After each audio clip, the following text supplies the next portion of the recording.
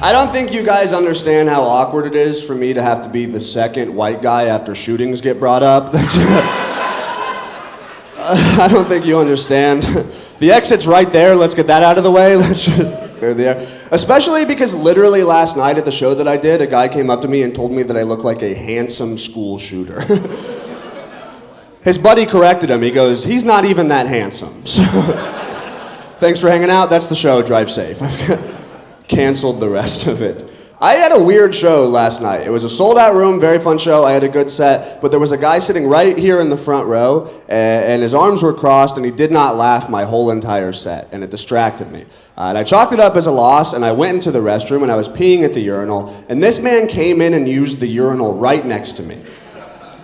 And I'll be goddamned if he didn't fart, and then laugh harder than I've heard anybody laugh.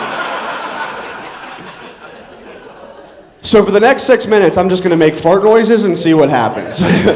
Thanks for hanging out. They will cover the gunshots. That will be. I appreciate you guys being here supporting live comedy. I run a show here in the neighborhood. I'm around a little bit. I get recognized as a comic every now and then. It happened the other day. I walked into a restaurant, and the woman who was working, she goes, "Oh my God, I've seen you perform before."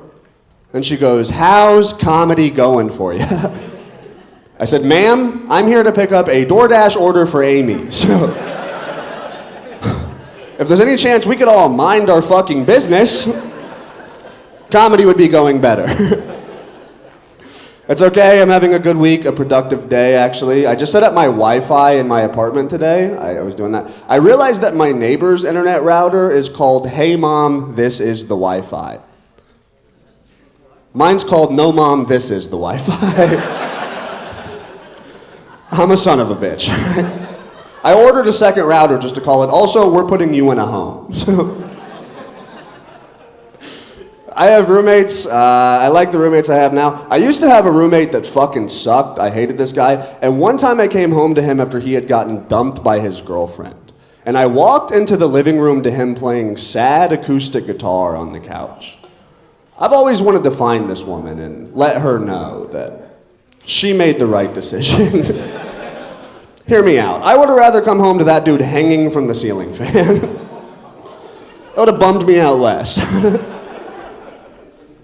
It's okay, it's the trade-off. Living in Chicago, I'm from a very shitty place. I am from Indiana. Shout out Indiana. My hometown Crawfordsville, Indiana just made national headlines because they got busted for having 7 massage parlors that were giving happy endings.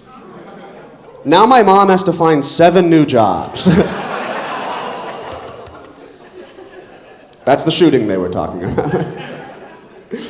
My hometown sucks. Last time I was there, I was hanging out with my very dumb aunt and uncle, and I overheard them having a conversation. My uncle referred to the peso as the Mexican euro. My aunt said, "You're thinking of a taco."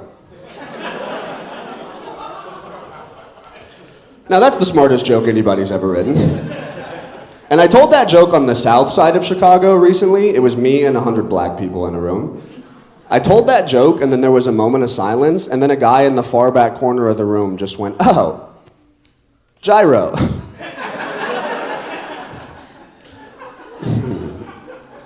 I've been doing a lot more predominantly black lineups where I'm like the token whitey. It's a good time. The main difference between these shows and the mainstream shows that I do is there's usually a DJ on stage with me.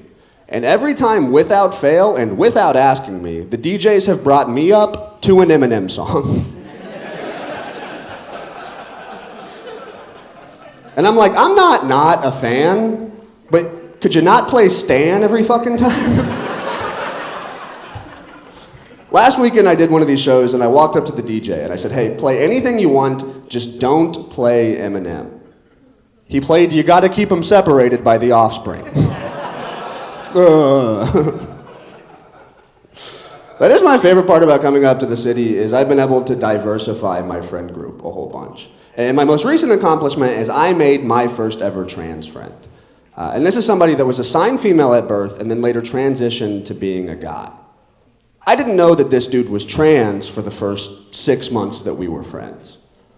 I just assumed he was my most thoughtful guy friend. I got suspicious when he remembered my birthday. I was like, I think this guy's fucking gay. I get to go back home and see my nieces, though. That's my favorite part about going back home. I was hanging out with my 3-year-old niece recently, and I was getting her to say a bunch of words and phrases that she doesn't know yet. I got my little niece to say that Bush did 9/11. Her response was adorable. She goes, Uncle Devin, Dick Cheney authorized the shooting of Flight 93. I was like, you've been hanging out with Grandpa too much. My dad, he's a very Indiana boy. My dad gets a lot of words confused. The other day we were talking about basketball, and my dad got the words diversity and adversity confused. He said Larry Bird was a great player despite all the diversity he faced. I was like, Dad, you're wrong but not incorrect. You did not mean to nail that one. Everybody's laughing, and I see one guy with a backwards hat going, I've made it. I like being up in the city. I've been able to date a little more. I'm still a single boy, but I'm getting out there. I've been going on a few dates with this woman. This woman makes a lot more money than I do. She makes minimum wage. She does, though. She has a very good job. She makes a 6-figure salary. And she told me to pick a place that I can't afford, and she's going to pay the entire bill. We're hitting the fucking grocery store. Papa's out of Tide Pods, okay? Women with money are the biggest ballers throughout history. Madonna and Dennis Rodman used to hook up in the 90s, and one time she sent a private jet to pick him up. Last night, this woman sent me home in an Uber share, and you couldn't tell me shit either. I was king for a day. I made the driver drop me off second so I could soak up the luxury. I am banned because I kept calling him the pilot. I used to be an Uber driver, very boring, very shitty job. If I had more than one person in my vehicle, I would let them get deep into a conversation. And as soon as I heard somebody start to cuss, I'd be like, you better cut that out. This is a family Uber. There are kids in the trunk.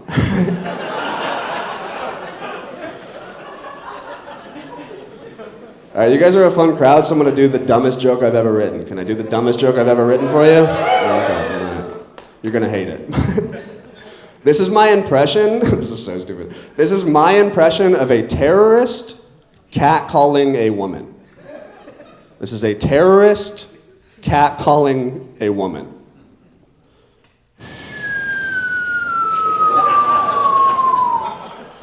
Your tits are the bomb.